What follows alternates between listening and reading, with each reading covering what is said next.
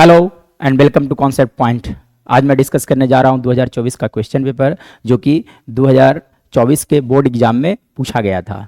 So dear students, start किया जाए और समझा जाए इन चीज़ों को कि कैसा कैसा क्वेश्चन बिहार में है ना पिछले साल बिहार बोर्ड एग्जाम में पूछा गया था, देखा जाए।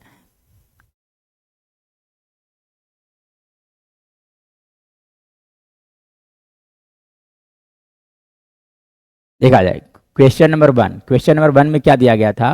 बोला गया the order and the degree of the differential equation. Order मतलब क्या होता है कि ऑर्डर मतलब क्या होता है किसी भी डिफरेंशियल इक्वेशन का कि जो डेरिवेटिव इन्वॉल्व है उसका हाईएस्ट ऑर्डर डेरिवेटिव को हम लोग बोलते हैं order of the differential equation. मतलब जो डेरिवेटिव इन्वॉल्व है उसमें देखना है कि सबसे हाईएस्ट ऑर्डर डेरिवेटिव क्या है। जैसे देखो यहाँ पे सेकंड ऑर्डर डेरिवेटिव है, फर्स्ट ऑर्डर डेरिवेटिव है, यहाँ भी फर्स्ट ऑर्डर डेरिवेटिव है। मतलब हाईएस्ट ऑर्डर डेरिवेटिव हो गया आपका टू, इसलिए कहा जा सकता है कि इसका ऑर्डर होगा टू। डिग्री मतलब क्या होता है, हाईएस्ट ऑर्डर डेरिवेटिव का पावर। तो हाईएस्ट ऑर्डर डेरिवेटिव का पावर कितना है, वन।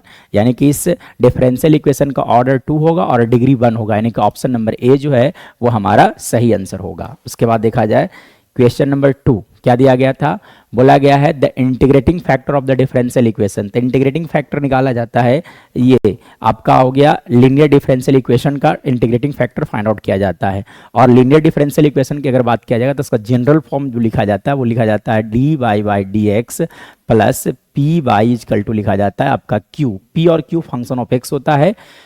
मतलब कोफिशिएंट ऑफ बाई को बोला जाता है टू, यानी कि कोफिशिएंट ऑफ बाई को बोला जाता है पी। यानी कि कहा जा सकता है कि पी का वैल्यू हो गया टू। और हम लोग जानते हैं कि इंटीग्रेटिंग फैक्टर फाइंड आउट करने के लिए लिखा जाता है आई एफ इजकल टू ई के power integration P D x लिखा जाता है। मतलब आप लिख सकते हो ई के power integration to d x, और टू कॉन्स्टेंट है इसलिए डी एक्स का इंटीग्रेशन लिख सकते हो आप ई के पावर टू एक्स। मतलब कौन सा हो गया, ऑप्शन नंबर सी। इसके बाद देखा जाए क्वेश्चन नंबर थ्री देखा जाए। थ्री नंबर में क्या दिया गया था, बोला गया है the solution of the differential equation. मतलब एक डिफरेंशियल इक्वेशन लिखा गया है और इसके बारे में पूछा गया था कि सॉल्यूशन क्या होगा, what will be it's solution. तो देखो सॉल्यूशन कैसे फाइंड आउट किया जाता है। किसी भी डिफरेंशियल इक्वेशन का अगर सॉल्यूशन फाइंड आउट करना होगा तो एक्चुअली में यहाँ लगेगा variable separable method. There are three methods होते हैं, उसमें से यहाँ पे लगने वाला है वेरिएबल सेपरेबल। एक्चुअली में क्या लिखा गया, d y by d x equal to लिखा गया था ई के पावर एक्स प्लस लिखे गए थे बाई। अब वेरिएबल को सेपरेट कर दो, मतलब आप लिख सकते हो d y by d x equal to लिखे जा सकते हैं यहाँ पे ई के पावर एक्स इंटू ई के पावर बाई। ऐसा इसलिए क्योंकि सेम बेस होता है तो पावर ऐड होता है, ठीक है। तब आप क्या करो, वेरिएबल को सेपरेट कर दो। मतलब एक्स वाला को एक तरफ कर देना है और दूसरे वेरिएबल को दूसरी तरफ कर देना है। मतलब आप लिख सकते हो यहाँ से d by by d by upon लिखा जा सकता है ई के पावर बाई इक्वल टू लिखा जा सकते हैं ई के power x into D x लिखा जा सकता है। जैसे ही वेरिएबल सेपरेट होगा तो आप लोग को क्या करना है, इंटीग्रेशन का साइन लेकर चले आना है। अब आपको क्या करो, इंटीग्रेट कर लो, ठीक है। तब आप देखो इस फंक्शन को इंटीग्रेट करने के लिए क्या करना पड़ेगा, लिखा जा सकता है ई के power minus by d by equal to यहाँ से इंटीग्रेशन ऑफ ई के पावर एक्स डी एक्स। चलिए अब इसे कैसे इंटीग्रेट करोगे, तो माइनस बाई का डिफरेंशिएशन होने वाला है माइनस वन, इसलिए आप लिख दो पहले इसका इंटीग्रेशन होगा ई के पावर माइनस ई के power minus by equal to आप लिख सकते हो ई के पावर एक्स प्लस सी लिखा जा सकता है। मतलब ओवरऑल अगर मैं बात करूं तो यहाँ से लिखा जा सकता है, आप लिख सकते हो ई के पावर एक्स प्लस ई के power minus by equal to लिखा जा सकते हैं माइनस सी, ठीक है। मतलब ओवरऑल बात किया जाएगा तो माइनस सी भी कांस्टेंट है प्लस सी भी कांस्टेंट है। मतलब आप लिख सकते हो ई के पावर एक्स प्लस ई के power minus by equal to c, ठीक है। यानी कि देखा जाए कि ऐसा कहाँ लिखा गया है, यानी कि ऑप्शन नंबर ए, हमारा ए जो है वही सही आंसर होगा। इसके बाद देखा जाए question number four. Fourth number में क्या दिया गया है, बोला गया the solution of the differential equation. मतलब एक डिफरेंशियल इक्वेशन दिया गया है और आपसे पूछा गया इसका सॉल्यूशन क्या होगा, ठीक है। तो एक्चुअली में क्या लिखा गया है, लिखा गया d by upon d x equal to लिखा गया था बाई अपॉन एक्स, ठीक है। तब आप क्या करो, वेरिएबल को सेपरेट कर लो। मतलब आप लिख सकते हैं यहाँ से d by upon by equal to लिखा जा सकते हैं डी एक्स अपॉन एक्स। हमने क्या किया, वेरिएबल को सेपरेट कर लिया। मतलब कि कांस्टेंट को एक तरफ कर लेना है और वेरिएबल को एक तरफ कर लेना है, ठीक है। चलो आप देखो अब जैसे ही सेपरेट हो गया इंटीग्रेशन का साइन लाना है। अब d y upon d by का इंटीग्रेशन क्या लिखा जा सकता है, लॉग बाई इक्वल टू आप लिख सकते हो यहाँ से लॉग एक्स। जब log log होगा तो कांस्टेंट के जगह पर लिखना है हम लोग को log c, मतलब यहाँ से कहा जा सकता है कि log y इक्वल टू लिखे जा सकते हैं log cx लिखे जा सकते हैं, क्योंकि log a plus log b equal to log a into b होता है। यानी कि यहाँ से आप लिख सकते हो y इक्वल टू लिखे जा सकते हैं cx, तो y इक्वल टू cx देखा जाए कैसा कहाँ लिखा गया है, y इक्वल टू cx, मतलब ऑप्शन नंबर बी जो है वो सही आंसर होने वाला है। इसके बाद देखा जाए क्वेश्चन नंबर 5 में क्या बोला गया है, the integrating factor of the differential equation, ठीक है, यानी कि लीनियर डिफरेंशियल इक्वेशन से क्वेश्चन था। देखिए क्या पूछा गया, इंटीग्रेटिंग फैक्टर, तो इंटीग्रेटिंग फैक्टर के लिए जनरल फॉर्म होता है लीनियर डिफरेंशियल इक्वेशन का dy अपॉन dx प्लस लिखा जाता है p बाई इक्वल टू लिखे जाते हैं q, मतलब जब आप कंपेयर करोगे तो यहाँ से कहा जा सकता है कि p का वैल्यू होगा 2 और q का वैल्यू जो है वो e के पावर 3x है। और इंटीग्रेटिंग फैक्टर जब भी फाइंड आउट किया जाता है तो लिखा जाता है if इक्वल टू e के पावर इंटीग्रेशन pdx लिखे जाते हैं, ठीक है, मतलब e के पावर 2 कांस्टेंट है, dx सिर्फ इंटीग्रेट होगा, मतलब आप लिख सकते हो e के पावर 2x। तो देखा जाए कि ऐसा कहाँ लिखा गया, e के पावर 2x, मतलब कि ऑप्शन नंबर बी हमारा सही आंसर होने वाला है। इसके बाद देखा जाए क्वेश्चन नंबर 6, क्या बोला गया है, दोनों वेक्टर का डॉट प्रोडक्ट पूछा गया था। डॉट प्रोडक्ट कैसे फाइंड आउट किया जाता है, आई वाला को आई के साथ मल्टीप्लाई करना है, जे वाला को जे के साथ और के वाला को के के साथ मल्टीप्लाई करना है, ठीक है, मतलब कि 6 into 4 that is equal to 24, फिर आप 3 इंटू -4 मतलब -12 और 3 इंटू 1 दैट इज 3, यानी कि 3 लिख सकते हो आप, यानी कि यहाँ से कहा जा सकता है कि लिख सकते हो आप 12 प्लस 3 मतलब हो गया आपका 15, यानी कि 15 हमारा सही आंसर होगा, ऑप्शन नंबर बी। इसके बाद देखा जाए 7th नंबर क्या बोला गया है, इन दोनों वेक्टर का क्रॉस प्रोडक्ट पूछा गया है। तो क्रॉस प्रोडक्ट कैसे फाइंड आउट किया जाता है, उसके लिए हम लोग यूज करते हैं थर्ड ऑर्डर डिटर्मिनेंट, ठीक है, तो थर्ड ऑर्डर डिटर्मिनेंट लिखा जाए बनाया जाए तो देखो थर्ड ऑर्डर डिटर्मिनेंट में मैं बात करूं तो यहाँ लिखोगे आप आई और यहाँ लिखा जाता है जे और यहाँ लिखा जाता है आपका के, उसके बाद कोफिशिएंट दोनों वेक्टर का, ठीक है, तो 1 आई का कोफिशिएंट, जे का कोफिशिएंट 3 और के का कोफिशिएंट हो गया आपका -2। सिमिलरली यहाँ पर बात किया जाए तो आई का कोफिशिएंट -1, जे नहीं है इसलिए 0, के का कोफिशिएंट हो गया आपका 3 इसलिए 3 लिख दो आप। अब इसका एक्सपेंशन कर देना होता है, ठीक है, यानी कि आयोटा टाइम्स ऑफ, जब आयोटा लिखोगे तो ये सॉरी आई लिखोगे तो दोनों कैंसिल आउट हो गए, ठीक है, 3 इंटू 3 9 माइनस 0, उसके बाद लिखे जा सकते हैं माइनस जे, और जे जब लिखोगे तो ये दोनों कैंसिल आउट, यानी कि 3 और यहाँ से आप लिख सकते हो 3 - 2, ठीक है, उसके बाद प्लस के इंटू, चलिए उसके बाद देखिए तो 0 और यहाँ से लिखे जा सकते हैं +3, मतलब ओवरऑल आप लिख सकते हैं यहाँ से 9i और यहाँ से आप लिख सकते हो -j और यहाँ से लिखा जा सकता है +3k, तो 9i - j +3k देखा जाए 9i - j +3k, यानी कि ऑप्शन नंबर ए जो है वो हमारा सही आंसर होगा। इसके बाद देखा जाए क्वेश्चन नंबर 8 नंबर में क्या पूछा गया है इस वेक्टर का मैग्नीट्यूड क्या होगा, what is the magnitude of this vector, मतलब एक वेक्टर लिखा गया था उसका मैग्नीट्यूड पूछा गया है। एक्चुअली में लिखा गया है i - j के लिखा गया था इसका मैग्नीट्यूड, तो मैग्नीट्यूड √a² + b² + c², मतलब 1 का स्क्वायर कर सकते हो आप प्लस -1 का स्क्वायर प्लस लिख सकते हो आप 1 का स्क्वायर, मतलब इसका वैल्यू लिखे जा सकते हैं √3, यानी कि इसका मैग्नीट्यूड होगा √3, यानी कि ऑप्शन नंबर ए। इसके बाद देखा जाए क्वेश्चन नंबर 9, अब देखो j.j मतलब j.j का वैल्यू पूछा गया है, तो एक्चुअली में j.j अगर मैं बात करूं तो डॉट प्रोडक्ट फाइंड आउट किया जाता है a.b इक्वल टू लिखा जाता है magnitude of a into magnitude of b into लिखे जाते हैं cos थीटा, मतलब अब मैं अगर बात करूं j.j तो मतलब j.j जब लिखोगे j.j अगर फाइंड आउट किया जाएगा तो इसका वैल्यू कितना आने वाला है 1, इसलिए कहा जा सकता है, यानी कि सेम वाला के साथ जब मल्टीप्लाई होता है तो उसका वैल्यू आता है 1, लेकिन अगर j.k पूछता तो वैल्यू 0 होता, k.i पूछता तभी वैल्यू 0 होता, ठीक है। देखिए k क्रॉस j, तो देखो k क्रॉस j अगर क्रॉस प्रोडक्ट की अगर बात किया जाएगा तो इस तरह से एक व्हील गोल बना लेना है और इसके ऊपर लिख देना है i और एक जगह लिख दिया जाए j और यहाँ लिख दिया जाए के, ठीक है ना, एंटी क्लॉकवाइज में साइन बना लेना है। उसके बाद देखो के क्रॉस जे पूछा गया है, एक्चुअली में के क्रॉस जे, तो के क्रॉस जे मतलब इधर की ओर आप आ रहे हो तो दोनों का डिफरेंट है, इसलिए लिखा जाएगा -i, यानी कि आपका आंसर होने वाला है माइनस के क्रॉस जे। के क्रॉस जे जब आप करोगे तो इसका वैल्यू आएगा -i, तो -i नहीं है, यानी कि माइनस ये देखो -i आपका हो गया, ठीक है, यानी कि -i होने वाला है, के क्रॉस जे जब किया जाएगा उसका वैल्यू आएगा -i होने वाला है। उसके बाद देखा जाए क्वेश्चन नंबर 11 11th में क्या दिया गया है, कॉस इनवर्स ऑफ -1/2 का वैल्यू पूछा गया था, कॉस इनवर्स ऑफ -1/2। तो देखो एक्चुअली में जब कॉस इनवर्स ऑफ -x जब भी होगा, कॉस इनवर्स ऑफ -x, तो उसके लिए लिखा जाता है pi minus cos inverse of x लिखा जाता है, ठीक है। मतलब आपसे पूछा गया था कॉस इनवर्स ऑफ -1/2 का वैल्यू, तब आप लिखोगे पाई माइनस कॉस इनवर्स ऑफ 1/2। चलिए इसका मतलब पाई माइनस कॉस इनवर्स 1/2, मतलब कॉस का वैल्यू 1/2 कितने डिग्री पर होता है, तो हम लोग जानते हैं किसका वैल्यू होता है 1/2 लिखा जाता है एट 30 डिग्री, मतलब आप लिख सकते हैं यहाँ से π/6, मतलब 5 π/6, π/3, यानी कि 2π/3। कितना आंसर आ गया, 2π/3 होगा, यानी कि अब आप लिख सकते हैं यहाँ से पाई माइनस π/3, मतलब 2π/3 जो राइट आंसर। तो देखा जाए कौन सा 2π/3, ये हमारा सही आंसर होगा। उसके बाद देखा जाए 12th number, cos inverse of x. Cos inverse of x actually में एक फार्मूला होता है कि जब कभी भी इस तरह से रहता है कि sign inverse of x plus cos inverse of x का वैल्यू लिखा जाता है π/2, मतलब साइन इनवर्स ऑफ एक्स या तो कॉस इनवर्स ऑफ एक्स, तो cos inverse of x equal to लिखे जा सकते हैं यहाँ से π/2 minus sine inverse of x लिखा जा सकता है, यानी कि कौन सा ऑप्शन, ऑप्शन नंबर बी। इसके बाद देखा जाए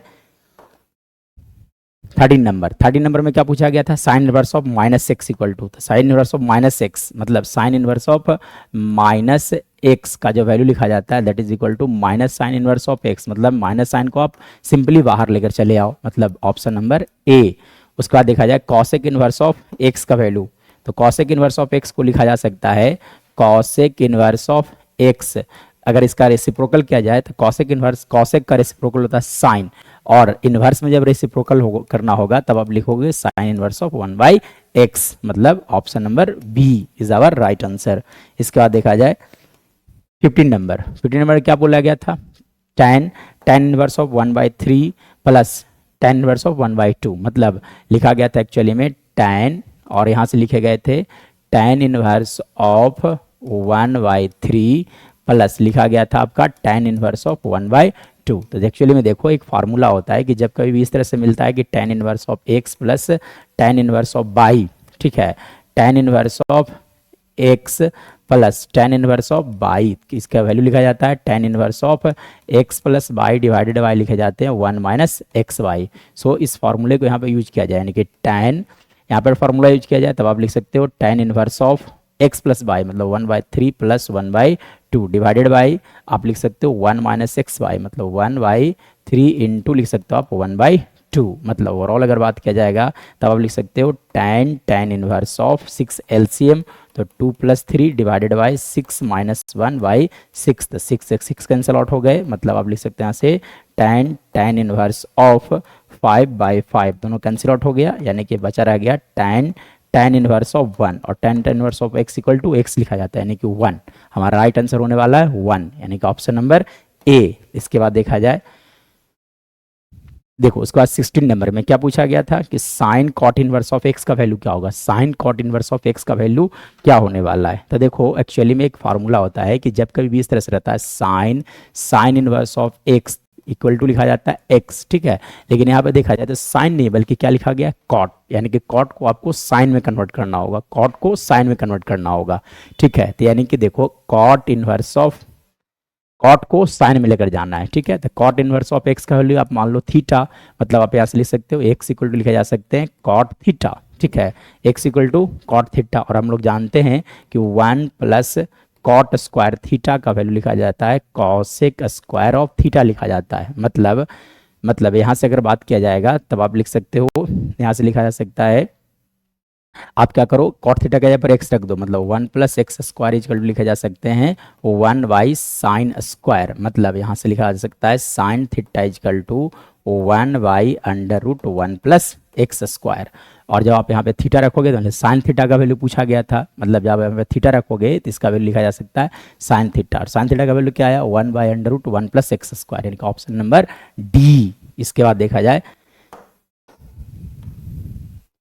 17 नंबर में क्या बोला गया था, बोला गया है कि cos inverse of cos 7 pi by 6, cos inverse of cos 7 pi by 6 का वैल्यू पूछा गया था, ठीक है। यानी कि cos inverse of cos 7 pi by 6। तो देखो एक्चुअली में एक फार्मूला होता है कि cos inverse of cos x equal to लिखा जाता है एक्स, लेकिन कब, जब एक्स का वैल्यू 0 से 180 के बीच में होना चाहिए, 0 से पाई के बीच में होना चाहिए। लेकिन अब मैं बात करूँ यहाँ पे तो 7 पाई बाई 6 का जब वैल्यू कैलकुलेट करोगे तो 7 इंटू 30 मतलब वैल्यू आने वाला है 210 डिग्री, मतलब 180 से ज़्यादा हो रहा है। यानी कि आप डायरेक्ट यहाँ पे फार्मूला नहीं लगा सकते हो, तो कुछ मॉडिफिकेशन करना पड़ेगा। तो देखो कैसे आप मॉडिफाई करोगे।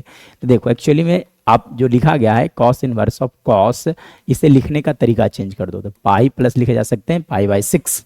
अब पाई प्लस पाई बाई 6 मतलब पाई 0 डिग्री और 180 डिग्री, मतलब पाई वाला लाइन ये होता है, ठीक है। 180 में कुछ जुटेगा तो हम लोग चले जाएंगे थर्ड क्वाड्रेंट में। थर्ड क्वाड्रेंट में कॉस निगेटिव होता है, यानी कि आप लिख सकते हैं यहाँ से कॉस इनवर्स ऑफ लिखे जा सकते हैं कॉस माइनस, यानी कि लिख सकते हो आप माइनस कॉस पाई बाई 6। और हम लोग फिर से एक फार्मूला फिर से लगने वाला है यहाँ पे कि cos inverse of minus x, cos inverse of minus x को लिखे जाते हैं पाई minus cos inverse of x लिखा जाता है। मतलब आप लिख सकते हैं यहाँ से पाई minus cos inverse of cos pi by 6, मतलब आप लिख सकते हो पाई माइनस पाई बाई 6, मतलब वैल्यू आ गया 5 pi by 6 is our right answer. यानी कि देखा जाए 5 पाई बाई 6, यानी कि ऑप्शन नंबर बी।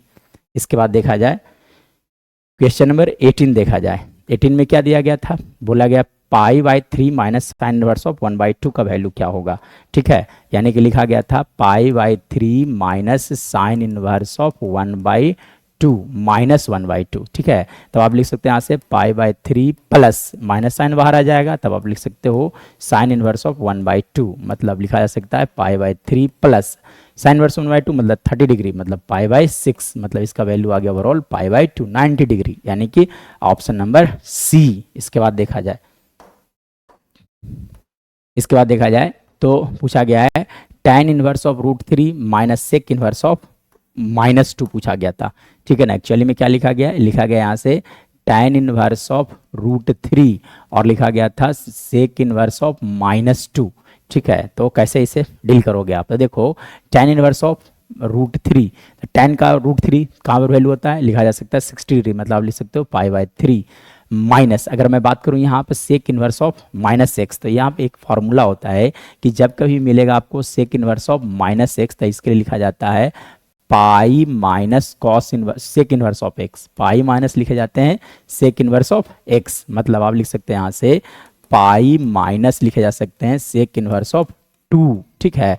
मतलब आप लिख सकते हैं यहाँ से pi by 3 minus pi minus sec inverse of 2, मतलब सेक का वैल्यू 1/2, तो सेक का वैल्यू 1/2 होता है 60 डिग्री, तब आप लिख सकते हैं यहाँ से पाई बाई 3, मतलब ओवरऑल बात किया जाएगा तो लिखे जा सकते हैं पाई by 3 minus pi plus pi by 3, मतलब ओवरऑल 3 एलसीएम ले लो आप, तो लिखे जा सकते हैं pi minus 3 pi plus pi, मतलब ओवरऑल वैल्यू आ गया माइनस पाई बाई 3, यानी कि minus pi by 3, option number A.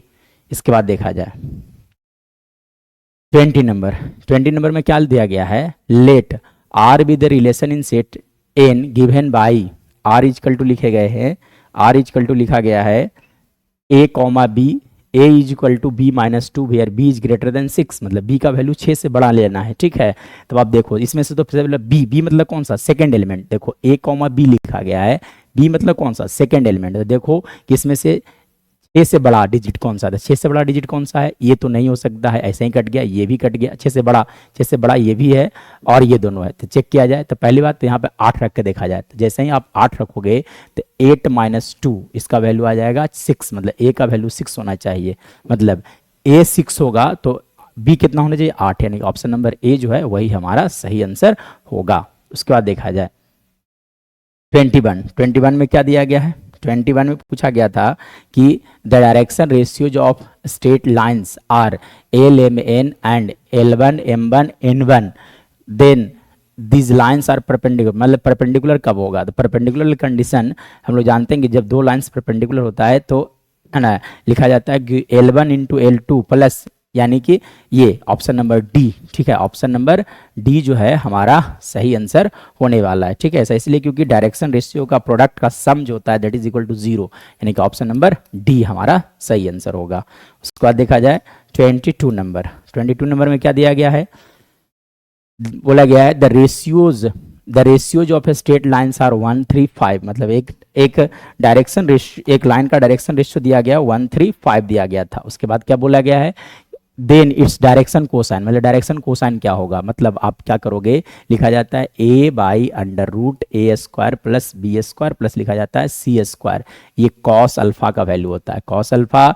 In the same way cos beta का वैल्यू लिखा जाता है b by under root a square plus b square plus c square लिखे जाते हैं। In the same way cos gamma का value लिखा जाता है c by under root a square plus b square plus c square. मतलब इन सभी को इसके मैग्नीट्यूड से डिवाइड कर दिया जाए, मतलब 1 का स्क्वायर कितना आ गया, 1 प्लस 9 प्लस कितना 25, मतलब वैल्यू आ गया √35 आएगा। इसका मैग्नीट्यूड कितना आ गया, √35, मतलब कि ऑप्शन नंबर बी जो है वही हमारा सही आंसर होगा।